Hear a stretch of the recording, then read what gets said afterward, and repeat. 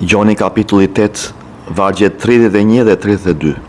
Atëherë Jezusi u tha judenjve që besuan në të: nëse do të qëndroni në fjalën time, jeni me të vërtet dishepujt e mi. Do ta njihni të vërtetën dhe e vërteta do t'ju bëj të lirë, miq të dashur. Është një gjë që ta njohësh Jezusin, po është diçka tjetër ti bindesh Jezusit. Është një diçka ta dish fjalën, Biblën, po është diçka tjetër ti bindesh fjalës.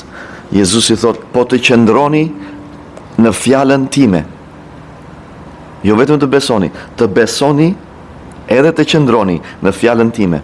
Ju jeni dishepujt e mi. Dhe e vërteta ju jep lirin. E vërteta e fjalës ju jep lirin e vërtet. Ju ftoj që jo vetëm të besoni,